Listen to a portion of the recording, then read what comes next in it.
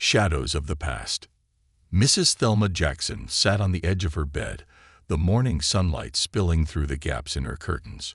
Her weathered hands, marked by time and stories, rested on her lap as she gazed at the patchwork quilt draped over her bed. She had made it decades ago, each square a memory stitched into place.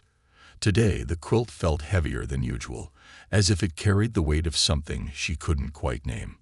The faint sound of children laughing outside broke her reverie. She smiled softly, her mind wandering to Benjamin, her son, her pride, her anchor. "He should be coming home soon," she murmured, her voice frail but tinged with anticipation. The thought lingered like the warmth of an old song, bringing a flicker of life to her otherwise tired eyes. Thelma shuffled to her bedroom window, her movements deliberate and careful. Her slippers whispered against the carpet as she pulled the curtain aside. The street below was quiet, save for a few cars and the occasional jogger. Her gaze fixed on the bus stop at the corner, a small metal bench beneath an aging awning. She imagined Benjamin standing there, his broad shoulders framed against the golden hues of a setting sun. "Benjamin," she whispered again, the name rolling off her tongue like a prayer. A smile tugged at her lips, but it was fleeting, chased away by a shadow of unease that crept into her chest. Something felt wrong. She couldn't explain it, but the nagging sensation had been there since dawn. A gentle knock at the door interrupted her thoughts. "Mrs. Jackson, are you awake?" The voice belonged to Martha, her caregiver, who had been with her for years. Steady and patient, Martha was Thelma's lifeline to the present, anchoring her to routines that often felt slippery and elusive. "Yes, dear. I'm up," Thelma called out, her voice trembling as she turned from the window. Martha entered, her warm smile instantly softening the lines of worry on Thelma's face. "You're up early today," Martha remarked, setting a tray of tea and toast on the bedside table. "Did you sleep well?" "I'm waiting for Benjamin," Thelma said simply, her tone resolute. Martha paused, her smile faltering for just a moment. "Of course," she said gently. "Why don't we have some breakfast while we wait?" Thelma allowed herself to be guided to her favorite armchair in the living room. She sat quietly, her hands clasped tightly as her eyes darted to the window every few moments. Martha busied herself in the kitchen, glancing back occasionally to check on her charge. She was used to Thelma's moments of confusion, her mind reaching for fragments of a life long past. "Benjamin," Thelma murmured again, her voice barely audible. She barely touched her toast, her attention fixed on the street outside. Martha tried to engage her in conversation, but Thelma's responses were clipped and distracted. She nodded politely, but her thoughts were elsewhere, caught in the tangle of memories that seemed more vivid than the present. As the morning wore on, Martha grew increasingly concerned. Thelma's restlessness was palpable, her fingers constantly fidgeting with the hem of her cardigan. She kept glancing at the old clock on the mantel, then back to the window, her anxiety building with each passing hour.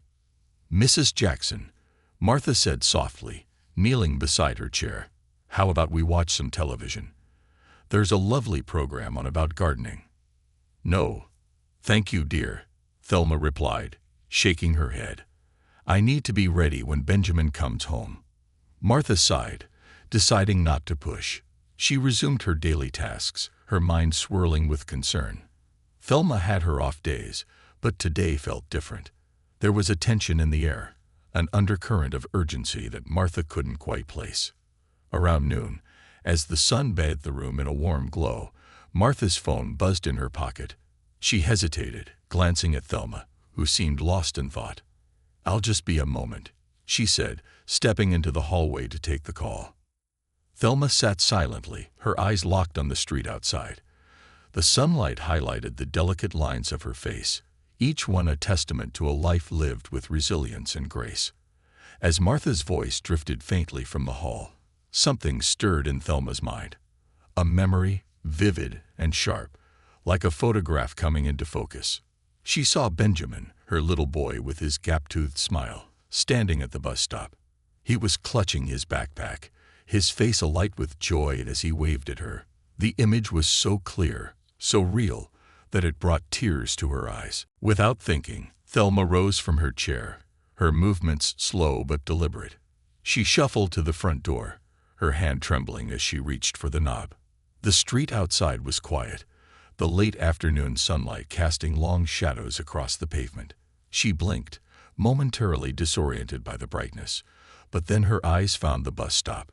It stood at the end of the block, a beacon pulling her forward. "Benjamin," she whispered, her voice breaking with emotion. "Mama's coming." Her slippered feet made soft scraping sounds against the concrete as she moved down the sidewalk. She leaned on the fence for support, her progress slow but steady. Her focus was unwavering, her world narrowed to the singular goal of reaching the bus stop. Meanwhile, Martha finished her call and returned to the living room. She froze, her heart sinking as she noticed the empty chair by the window. "Mrs. Jackson," she called out, her voice rising with alarm. She checked the bedroom, then the bathroom, but there was no sign of the elderly woman. Her gaze snapped to the front door, which was slightly ajar. Panic surged through her as she stepped outside, scanning the street frantically.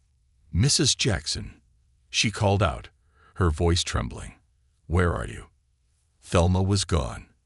Thelma continued her journey, her frail body protesting the exertion.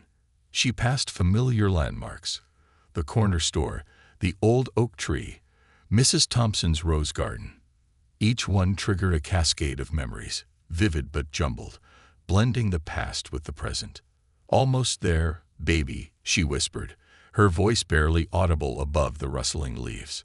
Her determination was unshakable, her mind fixed on the image of Benjamin waiting for her. As she approached the bus stop, she felt a surge of relief. It was exactly as she remembered: a simple bench beneath a metal awning. She lowered herself onto the seat with a soft groan, her body sagging with exhaustion. Her eyes scanned the street, her expression a mixture of hope and desperation. "Benjamin," she murmured, her voice trembling. "Mama's here." The bus stop became her sanctuary, a place where the lines between memory and reality blurred. She waited patiently, her gaze fixed on the horizon, oblivious to the concerned glances of passers-by. To her, this was a sacred moment, a reunion that would erase the shadows of loneliness that had haunted her. As the afternoon wore on, the world around her seemed to fade. The bustling city, the curious onlookers, the whispering trees, they all dissolved into the background. All that remained was the image of her son, vivid and unchanging, etched into the fabric of her mind. And so she waited, a fateful encounter. The bus stop sat at the edge of the park, where the hum of city life softened into the whispers of rustling leaves and the distant laughter of children. Mrs. Thelma Jackson sat on the metal bench, her frail hands resting in her lap. The world around her moved with purpose. Cars passed, cyclists weaved through traffic, and pedestrians hurried along. But to her, none of it mattered. Her universe was contained within the few feet surrounding the bus stop, the past and present intertwined in her mind. She squinted at the horizon, her lips moving in a quiet murmur. "He'll be here soon. My boy always comes home," she said to no one in particular. Her voice carried a fragile hope that made those who passed glance at her with curiosity, then pity, before moving along. Time seemed irrelevant to her, but to those around her, her presence drew increasing attention.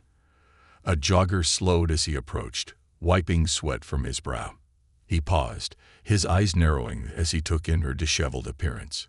Her housecoat, floral and faded, hung loosely around her small frame, and her slippers were dusted with dirt from her slow walk down the sidewalk. "Ma'am," he said hesitantly, stepping closer. "Are you all right? Do you need help?" Mrs. Jackson turned her head slightly toward him, her expression distant. "My Benjamin's coming home," she replied with a faint smile, as if the words alone were enough to explain everything. Then she turned back to the street, her gaze fixed on the spot where the bus would arrive. The jogger hesitated. Something about her demeanor struck a chord of unease in him, but he didn't press further. After a brief moment, he jogged off, promising himself he'd call someone if she was still there when he looped back. Meanwhile, across the street, a woman with a stroller stopped near a cafe. She was ordering a coffee when her eyes caught sight of Mrs. Jackson sitting alone at the bus stop. The elderly woman's frail frame and worn house slippers stood out starkly against the backdrop of bustling city life. The woman frowned, glancing at her baby, who was babbling softly in the stroller, then back at Mrs. Jackson. "Excuse me," she said to the barista. "Can you keep an eye on my things for a moment?" The barista nodded, and the woman crossed the street. She approached cautiously, her motherly instincts on high alert. "Hello," she said gently, standing a few feet away. "Are you waiting for someone?" Mrs. Jackson turned her head slightly, her gaze unfocused. "Yes, my Benjamin," she said. Her tone was calm, almost serene, as if the world had already aligned to make her wishes come true. "He always comes home." The young woman's frown deepened. "Do you know what time it is? Or where you're supposed to meet him?" Mrs. Jackson didn't respond immediately. Her fingers twisted the hem of her housecoat, her mind somewhere else. Finally, she said, "It doesn't matter. He'll be here soon. He's never late." The young woman hesitated, her concern growing. It was clear to her that this elderly woman might not be entirely aware of her surroundings. She glanced at her phone, debating whether to call someone. Her thoughts were interrupted by the sudden wail of her baby, who had grown impatient waiting in the stroller across the street. "I'll be right back, okay?" she said, trying to keep her voice calm. "Don't go anywhere." But Mrs. Jackson barely registered the words. Her focus had already returned to the horizon, her mind replaying moments from long ago. Across town, Martha was frantic. She had searched every corner of the house and checked with the neighbors, but there was no sign of Mrs. Jackson. Her worst fears clawed at her heart, an elderly woman with dementia wandering the streets alone, lost in a world of fragmented memories. Martha paced in the living room, clutching her phone. She had already called the non-emergency line, but the dispatcher's calm voice hadn't eased her panic. "We'll send someone out right away," the dispatcher had said, but to Martha it wasn't fast enough. "Please," she had pleaded. "She's so fragile. She won't understand where she is." Now, every second felt like an eternity. Martha grabbed her coat and keys, determined to look for Thelma herself. She could picture the old woman so clearly, her kind eyes, her trembling hands, the way she would hum softly when she thought no one was listening. The thought of her out there alone, frightened or hurt, was unbearable. "I'm coming, Mrs. Jackson," Martha whispered as she stepped outside, scanning the street as if she might spot her instantly. Back at the bus stop, Mrs. Jackson's world had narrowed further.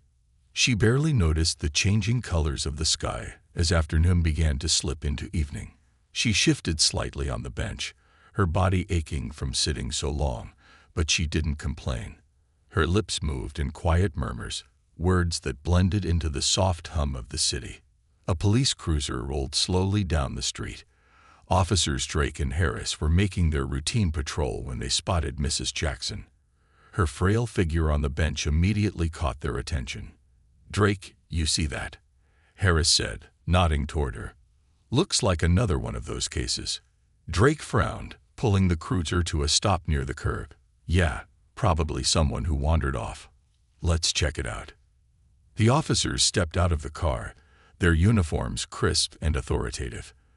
They approached Mrs. Jackson with a mix of curiosity and impatience, their boots clacking against the pavement.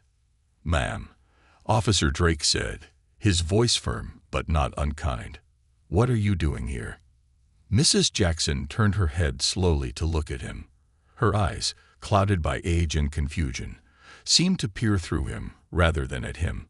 "I'm waiting for my son," she said simply. Drake exchanged a look with Harris. "Your son, huh? What's his name?" "Benjamin," she replied, a faint smile tugging at her lips. "He always comes home."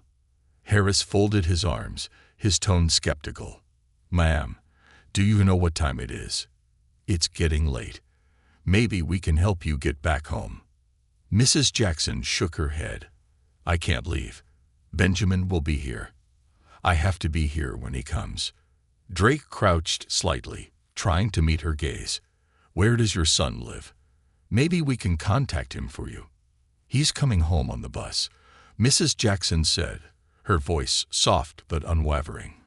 He always comes on the bus. The officers exchanged a glance, their initial skepticism giving way to concern. It was clear that Mrs. Jackson wasn't fully aware of her surroundings. Drake stepped back and muttered to Harris, "She's not all there. We need to figure out where she belongs." As they deliberated, another bus pulled up to the stop. Its doors hissed open, and passengers began to disembark. Mrs. Jackson leaned forward eagerly, her eyes scanning the faces as they stepped off. Disappointment flickered across her face when none of them matched the image of her son in her mind. "Ma'am," Harris said, stepping closer, "let us help you. Do you have any family nearby? Anyone we can call?" Mrs. Jackson turned to him, her expression both confused and resolute. "I told you. My Benjamin is coming. He always comes." Harris sighed, glancing at Drake. "We're not getting through to her." Drake nodded. "We'll call this in. She can't stay here." As they returned to their cruiser to radio for assistance, Mrs. Jackson's gaze returned to the street. The shadows were growing longer, the evening light casting a soft glow over the city. Her determination hadn't wavered. No matter what anyone said, she knew one thing with absolute certainty: Benjamin would come. And so she waited. As the sun dipped lower on the horizon, casting long shadows across the pavement, Mrs. Jackson sat firmly on the bench at the bus stop. Despite the fatigue pulling at her aged body, her resolve remained unbroken. She shifted slightly, her movements slow and deliberate. The sound of her slippers brushing against the metal echoed faintly in the quieting evening. Her eyes, though clouded with age, searched the horizon with unwavering intensity. A small crowd began to gather in the vicinity, drawn by the oddity of an elderly woman sitting alone at the bus stop for hours, mumbling softly to herself. A few curious passers-by slowed their steps, some pausing briefly to observe. Conversations sprouted among them. "Poor woman," whispered an elderly man to his wife as they strolled by. "She must be confused. Someone should help her." "I wonder where her family is," the wife replied, shaking her head. "She shouldn't be out here alone." The whispers blended into the ambient sounds of the city, cars honking, footsteps clicking, and the occasional chirp of birds preparing for dusk. Mrs. Jackson, oblivious to the murmurs around her, kept her focus on the street, her mind replaying fragments of a memory so vivid it brought a faint smile to her lips. Meanwhile, across town, Martha's search was growing increasingly frantic. She drove slowly through the streets in her small sedan, her eyes darting left and right, scanning the sidewalks for any sign of Mrs. Jackson. Her hands gripped the steering wheel tightly, her knuckles white with tension. "Where are you, Mrs. Jackson?" she muttered under her breath. Her heart pounded with every passing moment, fear clawing at her chest. She imagined the worst: Mrs. Jackson wandering into traffic, falling, or becoming disoriented and scared. Martha's phone buzzed on the seat beside her. She picked it up quickly, glancing at the screen. It was the police. "We've received a report of a woman matching your description near a bus stop on Main and 5th, the dispatcher informed her. "2 officers are on the scene. You might want to head over there."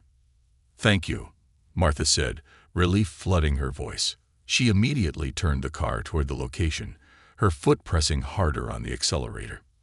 At the bus stop, Officers Drake and Harris remained by their cruiser, observing Mrs. Jackson as she sat, unmoving, on the bench. Harris shook his head, leaning against the car. "This is sad," he admitted. "She's clearly confused, but she's so convinced her son is coming. It's like she's trapped in her own little world." Drake sighed, checking his watch. "We can't leave her here. Let's just wait for the social worker to arrive. They'll figure out where she belongs." As they stood talking, a young man approached the bus stop. His clothes were rumpled, and he carried a guitar case slung over one shoulder. He stopped a few feet from Mrs. Jackson, looking at her with a mixture of concern and curiosity. "Excuse me," he said, his voice gentle. "Ma'am, are you okay? Do you need help?" Mrs. Jackson turned her head toward him, her expression softening slightly. "I'm fine, dear," she replied. "I'm waiting for my son. He'll be here soon." The young man frowned, glancing at the officers for confirmation. Drake stepped forward. "She's been sitting here for hours," he explained. "We're trying to figure out where she came from. She's confused." Mrs. Jackson didn't seem to notice their conversation. Her gaze had returned to the street, her lips moving as she whispered softly to herself. The young man hesitated for a moment, then shrugged and walked away, clearly unsure of how to help. As the last rays of sunlight dipped below the horizon, painting the sky in shades of deep orange and purple, the social worker finally arrived. A petite woman in her 40s with kind eyes and a clipboard in hand stepped out of a small sedan. Her name tag read Ms. Evans. "Thank you for waiting," she said to the officers, her tone brisk but warm. "What's the situation?" Drake gestured toward Mrs. Jackson. "She's been sitting here all day, saying she's waiting for her son. She won't leave." Ms. Evans approached Mrs. Jackson carefully, crouching slightly to meet her at eye level. "Hello, ma'am," she said gently. "My name is Claire. Can I sit with you for a moment?" Mrs. Jackson glanced at her, her brow furrowing slightly, but she nodded. Claire sat beside her, placing her clipboard on her lap. "I hear you're waiting for your son," Claire said, her voice soft and reassuring. Mrs. Jackson nodded eagerly. "Yes, my Benjamin. He always comes home. I need to be here when he gets off the bus." Claire's heart ached at the clarity and conviction in Mrs. Jackson's words. She hesitated, choosing her next words carefully. "Can you tell me a little about Benjamin? How old is he?" Mrs. Jackson's eyes lit up with the spark of memory.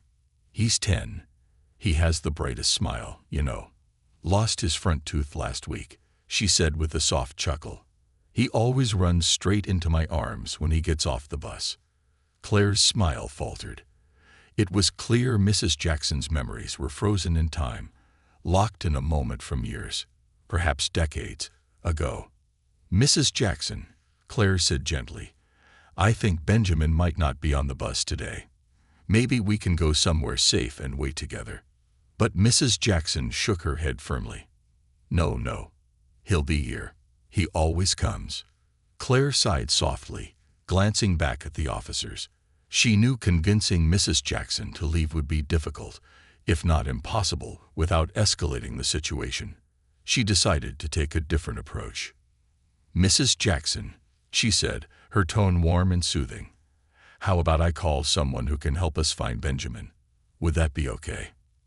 Mrs. Jackson hesitated, then nodded slowly. "Yes, call him," she said, her voice trembling. "Tell him Mama's waiting." Before Claire could act on her plan, a car screeched to a stop nearby. Martha stepped out, her face flushed with urgency. Her eyes scanned the scene, landing on Mrs. Jackson. Relief washed over her like a wave. "Mrs. Jackson," she called out, rushing toward her. Mrs. Jackson turned at the sound of Martha's voice. For a moment, her expression was one of confusion, but then recognition flickered in her eyes. "Martha," she said softly. Martha knelt beside her, tears welling in her eyes. "Oh, thank goodness. I've been looking everywhere for you. You had me so worried." "I was waiting for Benjamin," Mrs. Jackson said, her tone defensive. "I couldn't leave." Martha placed a hand on her arm, her voice gentle but firm. "Mrs. Jackson, let's go home. It's late, and you need to rest." Mrs. Jackson hesitated, her resolve faltering for the first time. She looked back at the street, then at Martha. "But Benjamin." "We'll wait for him together," Martha promised. "But you need to come with me first. It's not safe here." After a long pause, Mrs. Jackson nodded. Her frailty showed as she allowed Martha to help her to her feet. The officers and Claire watched quietly, their earlier impatience replaced with quiet respect. As Martha guided Mrs. Jackson back to the car, the elderly woman glanced over her shoulder one last time at the bus stop, her heart aching with a mix of hope and loss. And as they drove away, the bus stop remained behind, a silent witness to the love of a mother who, even in the fading light of her memories, refused to let go. The power of memory. The drive back to Mrs. Jackson's house was quiet, save for the soft hum of the car's engine and the occasional sniffle from Martha. She glanced at the elderly woman in the passenger seat, her fragile form slumped slightly, her gaze fixed on the passing streets.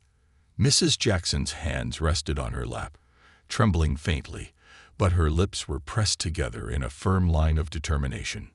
Martha's heart ached as she thought about the scene at the bus stop. The weight of Mrs. Jackson's confusion, her desperate hope for Benjamin, had pierced through Martha's composure. She took a deep breath, stealing a glance at her companion. Mrs. Jackson looked out the window with wide, searching eyes, as though she still expected to see her son running toward her.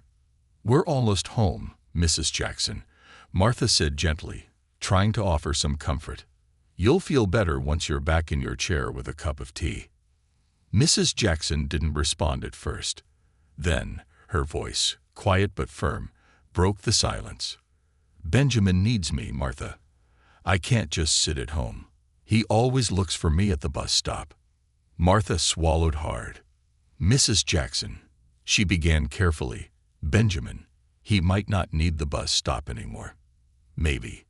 "No," Mrs. Jackson interrupted, her voice trembling but resolute. "He's my boy. He needs his mama." Martha pressed her lips together, deciding not to push further. She didn't want to upset her, not now, not after the day they'd both had. But deep down, Martha knew the conversation couldn't be avoided forever. Something about the intensity of Mrs. Jackson's belief worried her. This wasn't just a fleeting moment of confusion. It was something deeper, something rooted in a memory so powerful it had taken over her reality. Back at the house, the sun had set, and the warm glow of the living room lamps cast long shadows across the walls. Martha helped Mrs. Jackson settle into her favorite armchair by the window. The old woman seemed exhausted, her hands gripping the armrests as if grounding herself. Martha brought over a steaming cup of tea, setting it on the small side table. "There we go," Martha said softly, tucking a blanket around Mrs. Jackson's lap. "You just relax now. I'll be right here if you need me." Mrs. Jackson nodded absently, her eyes drifting toward the window. Outside, the world was dark and quiet, the occasional flicker of headlights the only movement on the street. She sipped her tea slowly, her gaze distant. For a while, they sat in silence. Martha busied herself tidying the room, her mind still racing. How had Mrs. Jackson gotten so far without anyone noticing? What if she hadn't found her in time? The questions clawed at her, each one more distressing than the last. "Benjamin always comes home," Mrs. Jackson murmured suddenly, breaking the quiet. Martha froze, her hands pausing mid-fold over a blanket. She turned to see Mrs. Jackson staring intently out the window. Her expression was a mix of hope and heartbreak, her lips moving as though reciting a mantra. "Tell me about him," Martha said gently, sitting down on the ottoman in front of her. "Tell me about Benjamin." Mrs. Jackson's face softened, the lines around her mouth easing as a faint smile appeared. "Oh, my Benjamin," she said, her voice tinged with warmth.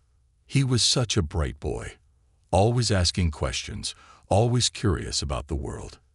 He'd come home from school with his backpack too heavy for him, but he'd still carry it like a little soldier." Martha smiled, leaning in closer. "He sounds wonderful." Mrs. Jackson nodded, her eyes shining with a faraway light. "He loved to draw, you know. He'd cover the kitchen table with papers and crayons, and he'd show me every picture like it was the most important thing in the world. 'Look, Mama,' he'd say, 'this one's for you.'" As she spoke, her voice grew steadier, more animated. The fog of confusion seemed to lift slightly, replaced by the clarity of memory. She reached for the edge of her blanket, her fingers tracing the fabric as if it were one of Benjamin's drawings. But he was more than just a boy with crayons, Mrs. Jackson continued. He had a heart bigger than anything. He'd save his lunch money to buy treats for the stray cat that lived behind the school. And on weekends, he'd beg me to take him to the library so he could read about astronauts and explorers. Martha's throat tightened as she listened. She could feel the depth of Mrs. Jackson's love for her son in every word, but she also sensed the weight of something unsaid, a heaviness that hung in the air like an unfinished sentence. "What happened to Benjamin, Mrs. Jackson?" Martha asked softly, her voice barely above a whisper. Mrs. Jackson's expression faltered. The light in her eyes dimmed, replaced by a shadow of pain. She turned her head slightly, looking past Martha as though searching for an answer in the room itself. He grew up," she said finally, her voice breaking. "He became so busy, always working, always running. He promised he'd come back, but—" Her words trailed off, and a tear slid down her cheek. Martha reached out, placing a comforting hand on her knee. "He loved you very much," Martha said gently. "I can hear it in the way you talk about him." Mrs. Jackson nodded, but her shoulders sagged under the weight of her thoughts. "He did. I know he did. But sometimes I wonder if I should have done more. If I should have held on tighter, kept him close." Martha's heart ached at the vulnerability in her voice. She squeezed her knee gently. "You did your best, Mrs. Jackson. And from what you've told me, Benjamin adored you." The room fell into silence again, the ticking of the clock on the mantel the only sound. Mrs. Jackson's eyes returned to the window, but they seemed less desperate now, more reflective. After a while, she spoke again. "I think about him every day. About the little boy who ran into my arms after school, and the man who promised he'd never forget his mama." Martha swallowed hard, her own emotions threatening to overwhelm her. She wanted to tell Mrs. Jackson something comforting, something that would ease her pain, but no words seemed enough. Instead, she reached for a framed photo on the side table. It showed a young boy with a gap-toothed grin, holding up a crayon drawing of a house with a garden. Mrs. Jackson looked at it, her lips curving into a bittersweet smile. "My Benjamin," she whispered, her voice trembling. "Always my Benjamin." Martha placed the photo in Mrs. Jackson's lap, watching as the elderly woman cradled it like a precious treasure. The moment was quiet, heavy with unspoken words, but also filled with a deep, abiding love. As the night stretched on, Martha stayed by Mrs. Jackson's side, silently vowing to do everything she could to honor the bond between a mother and her son, even if that meant helping her hold on to the memories that gave her life its meaning. A visitor at the door. The next morning arrived with a quiet stillness, the kind that blankets the world after a storm of emotion. The light of dawn spilled gently through the curtains in Mrs. Jackson's living room, illuminating her small frame as she sat in her armchair. She clutched the framed photo of Benjamin tightly, as if it were a lifeline, her gaze unfocused, but not entirely lost. Martha had spent the night on the couch, refusing to leave her side. The morning air was crisp and filled with the distant hum of the neighborhood coming to life. Birds chirping, cars rumbling down the street, and the occasional bark of a dog. Martha stretched as she sat up on the couch, her body stiff from the makeshift bed. Her eyes immediately went to Mrs. Jackson, who hadn't moved from her spot. "Good morning, Mrs. Jackson," Martha said softly, her voice warm and cheerful despite her own fatigue. "Did you sleep at all?" Mrs. Jackson blinked, as though pulled from a dream. She turned her head toward Martha and gave a small smile. "I didn't want to miss him," she said, her voice thin but determined. "Benjamin will come today. I know it." Martha's heart sank. She had hoped that a night's rest might have softened Mrs. Jackson's fixation on Benjamin's return, but the resolve in her tone told Martha that this wasn't going to fade easily. "Well," Martha said, forcing a smile as she stood, "let's get some breakfast in you while we wait." She moved to the kitchen, her movements slow as she fought the weight of her worry. What if this obsession grew worse? What if Mrs. Jackson decided to wander again, chasing the fragments of a past that was slipping further and further away. Martha felt helpless, unsure of how to guide her charge through the fog of her own mind. As she prepared toast and tea, a sharp knock at the front door startled her. She froze, glancing back toward the living room. Mrs. Jackson didn't seem to notice. She was still staring out the window, her frail hands clasping the picture frame. Martha wiped her hands on a towel and moved quickly toward the door, her heart pounding slightly. When she opened it, she found herself staring into the face of a tall man, his features rugged but kind. He looked to be in his late 30s, with short cropped hair streaked with gray at the temples. He wore a tailored suit, and though his posture was composed, there was an air of tension about him, as if he had been carrying a heavy burden for a long time. "Good morning," the man said, his voice deep and steady. "I'm looking for Thelma Jackson. Is she here?" Martha's breath caught in her throat. "Yes," she said cautiously, her eyes narrowing slightly. "And you are?" The man hesitated, then offered a small, almost apologetic smile.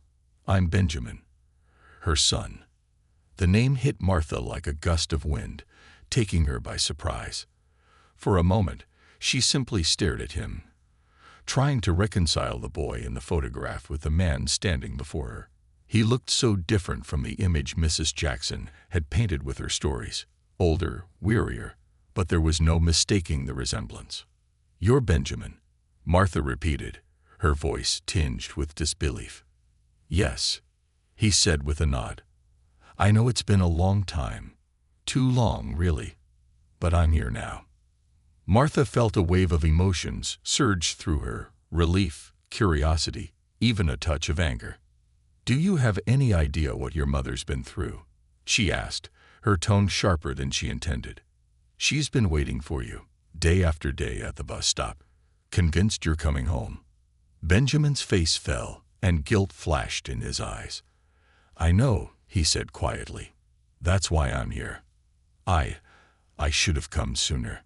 Martha studied him for a moment, then stepped aside to let him in.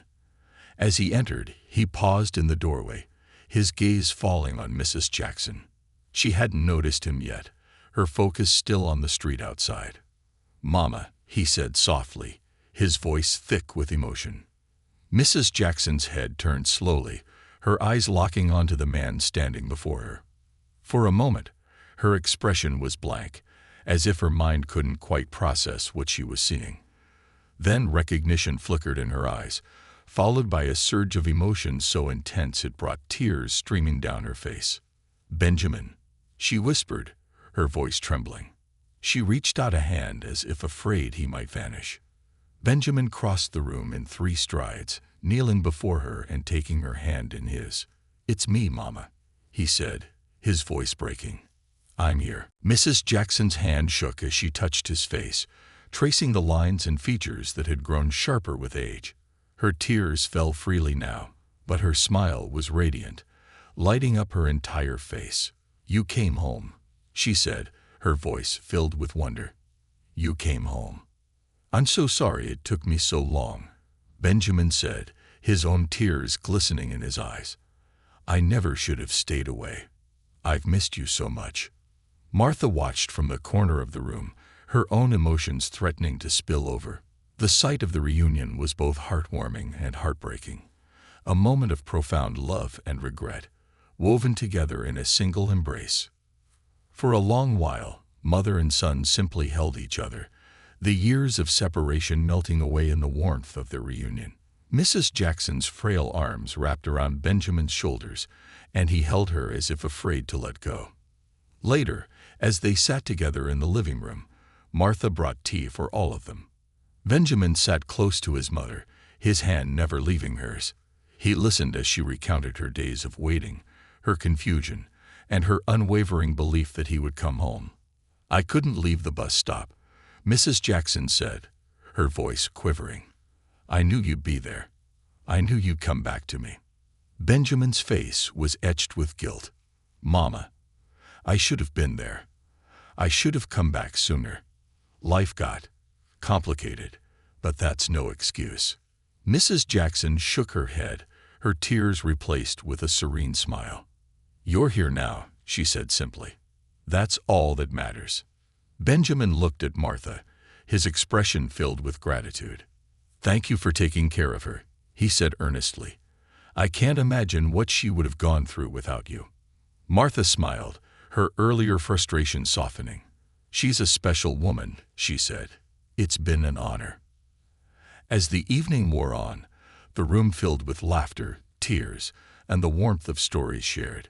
Benjamin promised his mother he would never let so much time pass again, and for the first time in years, Mrs. Jackson's heart felt full. Outside, the streetlights flickered on, casting a soft glow over the neighborhood. The bus stop stood empty, its bench quiet under the night sky. But inside the little house, the waiting had ended, replaced by the joy of a family reunited. Benjamin sat close to his mother, holding her hand as if to make up for all the time they had spent apart. The tea on the table grew cold, forgotten, as their conversation stretched into the evening. Mrs. Jackson's stories poured out in bursts of clarity, moments of her past coming alive in vivid detail. She spoke of Benjamin's childhood, the scraped knees, the art projects, the late-night talks when storms kept them awake. "And you remember that old kite, don't you?" she asked, her voice trembling with joy. "The one that got stuck in the oak tree. You cried and cried until I climbed up there to get it." Benjamin chuckled, the sound thick with emotion. "I remember, Mama. I thought it was the end of the world when I lost that kite." Mrs. Jackson grinned. "And now look at you, a man with a suit and a serious face. My little boy, all grown up." Her words carried pride, but there was an undercurrent of melancholy. Benjamin noticed it and squeezed her hand gently. "Mama, I might have grown up, but I'm still your son. I always will be." Martha listened quietly from the corner of the room, not wanting to intrude on their moment. She had never seen Mrs. Jackson so animated, so alive. It was as if Benjamin's presence had unlocked something in her, breaking through the haze that had clouded her mind for so long. As the evening wore on, the conversation took a more serious turn. Benjamin leaned back in his chair, running a hand through his hair. "Mama," he began carefully, his voice hesitant, "I want to explain why I've been gone so long." Mrs. Jackson's smile faltered slightly, but she nodded. "I've wondered, Benjamin, but I always told myself you'd come back when you were ready." Benjamin exhaled slowly, gathering his thoughts. "After I left for college, life got complicated. I was chasing success, trying to prove myself, and somewhere along the way, I lost sight of what really mattered. Work took over everything. I told myself I'd visit soon, but soon kept turning into later." His voice broke slightly, and he looked down at his hands. "Then, when Dad passed, I didn't know how to face you. I thought maybe I'd remind you of him, and I didn't want to bring you more pain." Mrs. Jackson reached out, placing a hand on his cheek. "Oh, Benjamin, I never blamed you for that. Your father would have wanted you to live your life, to find your path. But I missed you every single day." Benjamin looked at her, his eyes filled with regret. "I missed you too, Mama, and I should have come sooner. I let work and fear keep me away, but I'm done with that. I'm here now, and I'm not going anywhere." Mrs. Jackson's eyes glistened with unshed tears. "That's all I've ever wanted, Benjamin. To see you, to hold you, to know you're all right." Martha, who had been quietly folding laundry nearby, cleared her throat softly. "It's not too late, Benjamin," she said, her tone gentle. "You've come back, and that's what matters. Mrs. Jackson has always believed in you. She never stopped." Benjamin turned to Martha, gratitude evident in his expression. "Thank you," he said sincerely, "for taking care of her when I wasn't here. I don't know how I'll ever repay you." Martha smiled. "Just be here for her. That's all she's ever wanted." The night deepened, and Martha excused herself to give them some privacy. She retreated to the kitchen, but she could still hear the soft hum of their voices through the doorway. She thought about the transformation she had witnessed in Mrs. Jackson over the past hours. The once anxious woman who had stared endlessly out the window was now laughing, her spirit rejuvenated by her son's return. As Martha rinsed the teacups, a soft knock on the kitchen door startled her. She turned to find Benjamin standing there, his expression serious but kind. "Do you have a moment?" he asked. "Of course," Martha replied, drying her hands on a towel. Benjamin leaned against the counter, his posture tense. "I want to do more for her," he said. "I've been thinking about moving her closer to me, maybe to a place where I can visit her every day, somewhere with better care." Martha studied him for a moment. "That's a good idea, Benjamin," she said carefully. "But you need to make sure it's what she wants. Mrs. Jackson's home is more than just a house to her. It's filled with memories of you, your father, her entire life. Uprooting her might not be easy." Benjamin nodded, his brow furrowing. "I just want what's best for her. She deserves that, after everything." "She does," Martha agreed. "And she deserves to have her son close by. But take it slow, Benjamin. Let her adjust. She's been waiting for you for so long. Don't rush her into more changes too quickly." Benjamin smiled faintly, a flicker of relief crossing his face. "You're right. Thank you, Martha, for everything." Later, Benjamin returned to the living room, where Mrs. Jackson was beginning to doze off in her chair, her head tilted slightly to the side, the framed photo of him still clutched in her hands. Benjamin knelt beside her, gently removing the photo and replacing it with a soft blanket. "Mama," he whispered, brushing a strand of gray hair from her face. "I'm here now. I'll never leave you again." Mrs. Jackson stirred slightly, her lips curving into a peaceful smile. "My boy," she murmured in her sleep. "You came home." Benjamin sat there for a long time, watching his mother with a mix of love and regret. He vowed silently to make up for the years they had lost, to give her the comfort and security she had given him all his life. And as the house grew quiet, the bus stopped down the street sat empty, no longer a place of waiting but a symbol of the hope that had finally been fulfilled. Mending the distance. The next morning, sunlight streamed through the windows, filling the living room with a soft golden glow. Mrs. Jackson stirred awake in her armchair, the blanket draped across her lap keeping her warm. For a moment, she seemed disoriented, her gaze darting around the room. Then her eyes landed on Benjamin, who was seated on the couch, flipping through an old photo album he had found on the bookshelf.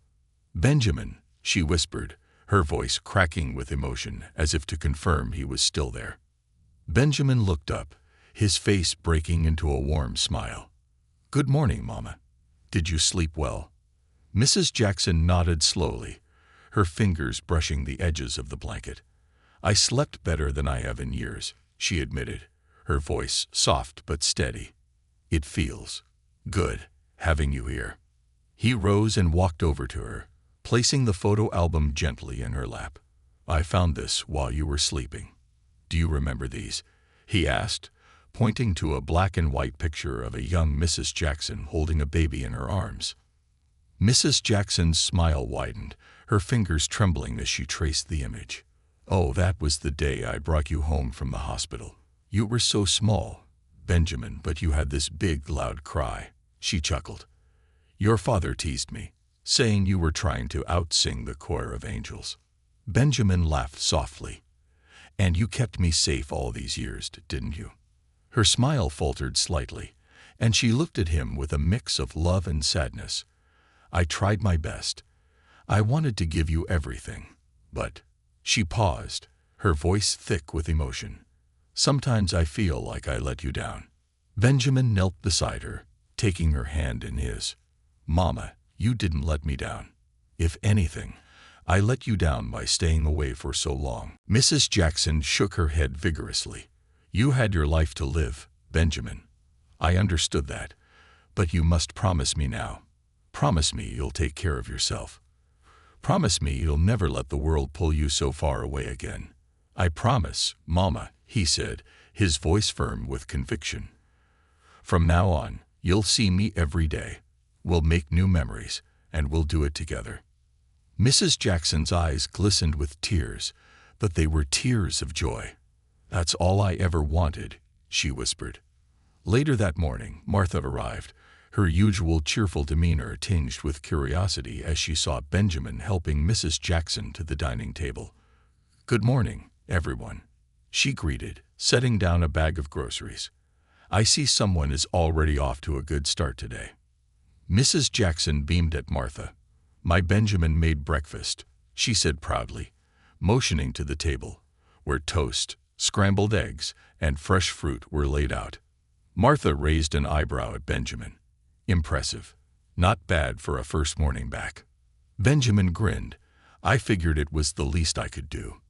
Mama always made sure I had a good breakfast when I was little. It's time I returned the favor." Martha smiled warmly. "Well, it's nice to see this house so full of life again." As they ate, Martha and Benjamin exchanged glances, silently acknowledging the work that still lay ahead. After the meal, while Mrs. Jackson rested in her armchair, Benjamin pulled Martha aside into the kitchen. "I've been thinking," he began, his voice low. "Mama needs more than just my presence. She needs real, consistent care. I want to hire someone full-time, a professional who can keep an eye on her when I'm not here." Martha crossed her arms, considering his words. "That's a smart idea, Benjamin, but you need to be careful about how you approach it. Mrs. Jackson might not take kindly to the idea of a stranger in her home." Benjamin frowned. "I don't want to upset her, but I also can't ignore how vulnerable she is. I mean, just yesterday, she was wandering the streets. That can't happen again." Martha nodded. "You're right, but you'll have to ease her into it. Maybe start by framing it as a little extra help around the house. Don't make it sound like you're taking her independence away." Benjamin sighed, running a hand through his hair. "This is harder than I thought. I just want her to be safe." "She will be," Martha said reassuringly. "With you back in her life, she already feels more secure. Everything else will fall into place." The rest of the day passed in a haze of laughter and nostalgia. Benjamin spent hours with his mother, flipping through photo albums, listening to her stories, and helping her with small tasks around the house. The more time he spent with her, the more he realized just how much he had missed. Her resilience, her warmth, her ability to find joy even in the simplest moments. It was all still there, despite the years and the challenges she faced. By late afternoon, Benjamin had another idea. "Mama," he said, kneeling beside her chair, "how about we take a little trip tomorrow?" Mrs. Jackson's eyes lit up. "A trip? Where to?" "To the park," Benjamin said with a smile. "I saw it on my way here yesterday. It looks like a beautiful place to spend the afternoon." Mrs. Jackson hesitated, her expression flickering with uncertainty. "I don't know, Benjamin. I don't get out much these days." "That's why it'll be good for you," he said, his tone encouraging. "We'll take it slow, and I'll be right there with you. What do you say?" Martha chimed in from the kitchen. "I think that's a wonderful idea, Mrs. Jackson. A little fresh air could do you some good." After a moment's hesitation, Mrs. Jackson nodded, her smile returning. "All right, Benjamin, let's go to the park." That evening, after Mrs. Jackson had gone to bed, Benjamin and Martha sat in the living room, discussing logistics for the next day. Martha brought up local resources, including caregiving services and community programs that might help ease Mrs. Jackson's transition to a more supported lifestyle. "Thank you for everything," Benjamin said, his voice sincere. "I don't know how you've done it all this time." Martha shrugged with a smile. "It hasn't always been easy, but your mother is special. She has a way of making people want to help her. Besides, I'm just glad you're here now." Benjamin nodded, his expression thoughtful. "I've been gone too long, but I'm going to make it right. No more excuses." As they talked, the house settled into a peaceful quiet, the kind that felt full of promise. For the first time in years, the air seemed lighter, as if the weight of waiting had finally lifted. The future still held challenges, but it also held hope, a chance to rebuild the bonds that time had strained but never broken. A new chapter. The morning arrived with a crisp chill in the air, the kind that made everything feel fresh and new. Mrs. Jackson sat by the window, her blanket draped across her lap, watching as the leaves rustled gently outside. She wore her favorite cardigan, a deep plum shade that Benjamin had always complimented when he was younger. Martha moved briskly around the house, preparing for the outing. She hummed softly to herself, pausing occasionally to glance at Mrs. Jackson, who looked more alert and engaged than she had in months. "Ready for your big adventure, Mrs. Jackson?" Martha asked cheerfully. Mrs. Jackson smiled, her eyes twinkling. "It's been a while since I've had an adventure, Martha. But yes, I think I'm ready." Benjamin entered the room, carrying a small picnic basket. His presence filled the space with warmth and energy, a stark contrast to the quietness that had lingered before his return. "You look beautiful today, Mama," he said, leaning down to kiss her cheek. "I don't think I've seen you this radiant in years." Mrs. Jackson chuckled, patting his hand. "Oh, Benjamin, you always were my charmer." Martha watched the exchange with a satisfied smile. The bond between them was undeniable, and it was clear that Benjamin's presence had rekindled something in Mrs. Jackson, a spark of joy and purpose that had been dimmed for far too long. The park was a short drive away, but to Mrs. Jackson, it felt like a journey into a forgotten world. As they stepped out of the car, the scent of fresh grass and blooming flowers enveloped her, bringing back memories of picnics and lazy afternoons spent under the shade of old oak trees. Benjamin guided her carefully to a bench near the lake, his hand steady on her arm. "Here we are," he said as they sat down. "This spot reminded me of the park we used to go to when I was little." Mrs. Jackson looked around, her eyes taking in the scene. Children ran along the paths, their laughter mingling with the rustle of leaves. Couples strolled hand in hand, their faces relaxed and carefree. The lake shimmered in the sunlight, its surface rippling gently with the movement of ducks and swans. "It's beautiful," she said softly, her voice filled with awe. "I'd forgotten how much I love places like this." Benjamin opened the picnic basket, pulling out sandwiches, fruit, and a thermos of tea. "I thought we could have lunch here," he said, handing her a plate. "Just like we used to." As they ate, Mrs. Jackson shared stories of her childhood, tales that Benjamin had never heard before.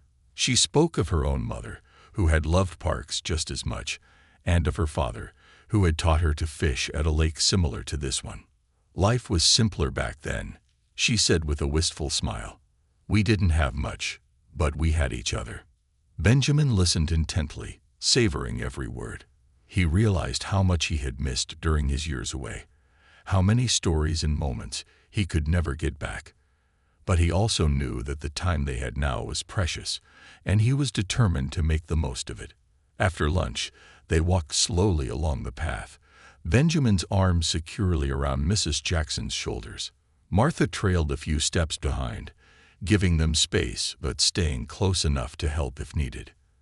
As they approached a cluster of tall oak trees, Mrs. Jackson stopped suddenly.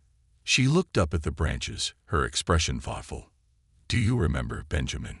she asked, "when your kite got stuck in a tree, just like this one?" Benjamin smiled. "I do, Mama. You climbed all the way up to get it for me. I thought you were the bravest person in the world." Mrs. Jackson laughed, the sound light and musical. "I wasn't brave. I was terrified. I couldn't stand to see you so heartbroken over that kite."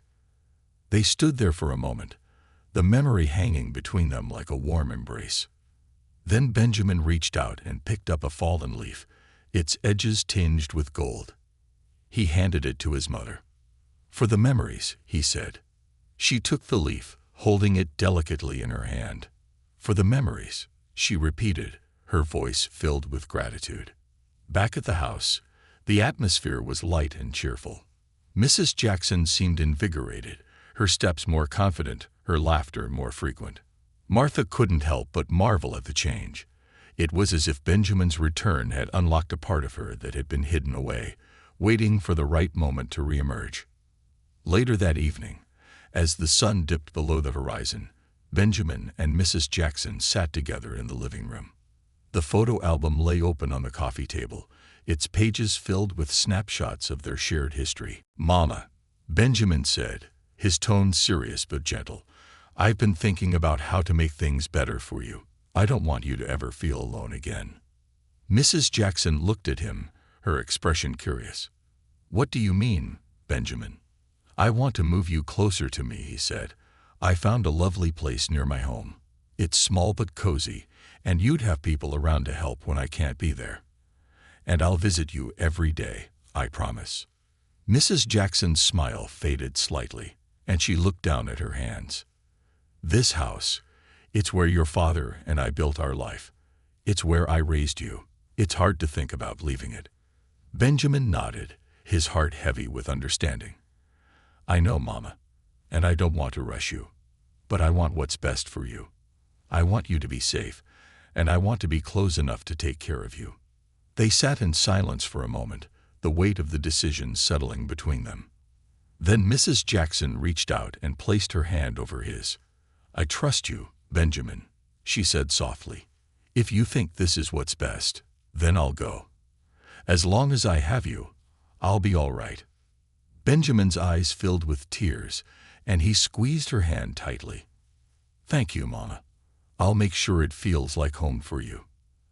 As the night deepened, the house grew quiet. Mrs. Jackson fell asleep in her armchair, a serene expression on her face. Benjamin covered her with a blanket, his heart full of love and resolve.